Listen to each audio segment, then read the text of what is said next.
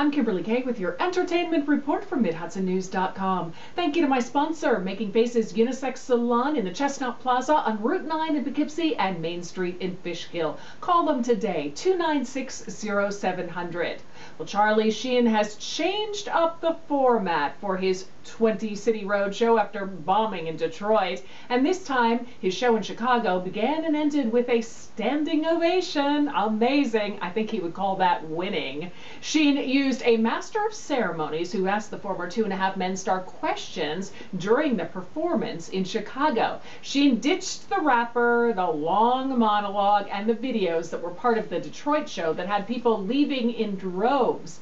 Saturday night audience members said the second performance on Sheen's My Violent Torpedo of Truth Defeat is Not an Option tour wasn't stellar, but it at least had some amusing moments. The crowd at the 3,600-seat Chicago Theater stayed for the entire performance and even continued to cheer Sheen throughout. Well, at one point during a 911 call on December 12th that was filled with commotion and just released last week, Lindsay Lohan told the dispatcher she had never seen the woman who came into her residence at the Betty Ford Center.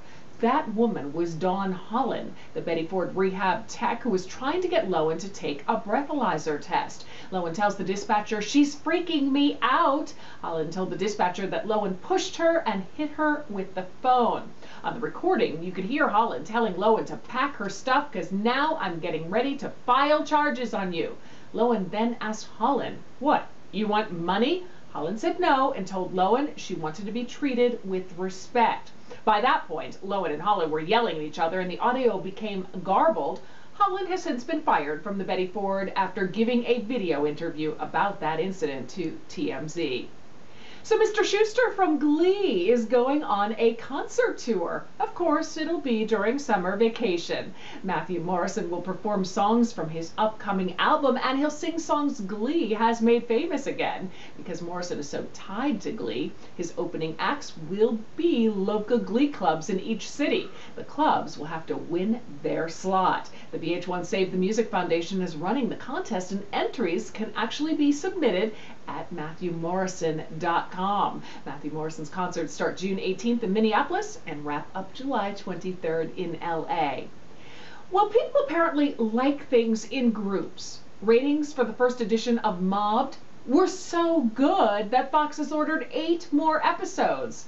Wow, I can't believe it. Howie Mandel says those flash mob events are a huge undertaking, which was apparent when I watched it, but of course, he says he's happy the show will be back. So John Travolta played a hitman in Pulp Fiction who carries out his boss's orders, and now he's going to play a real-life mob boss. A source tells the Associated Press that Travolta will star as John Gotti in a movie about the Gambino crime family. The official announcement will be made at a news conference in New York on April 12th. The movie is authorized by Gotti's son, who sold the rights for the film. Well, get this. Justin Bieber's right shoe has sold for $1,425 on eBay. Wow. 38 bids came in for the scuffed purple size 7.5 Nike shoe before the auction closed. The winning bidder's identity is not known. Bieber donated a pair of shoes to his former high school in Stratford, Ontario. The school has not decided what to do with the left shoe.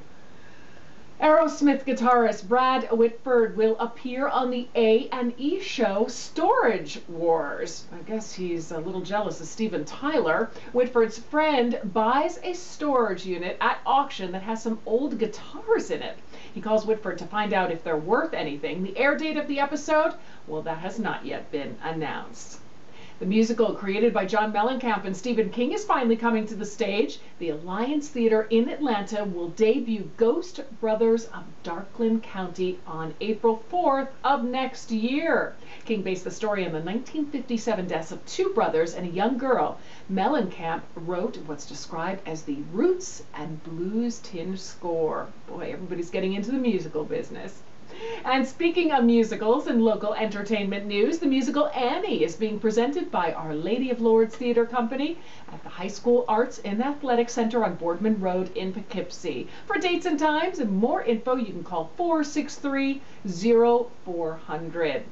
Thank you to my sponsor, Making Faces Unisex Salon in Poughkeepsie and Fishkill, featuring everything from hair, makeup services, teeth whitening, and eyebrow threading to special occasion dresses. Call them today, 296-0700 or makingfacesusa.net. That's your latest entertainment report. For a new update daily, tune in right here to MidHudsonNews.com. I'm Kimberly Kay.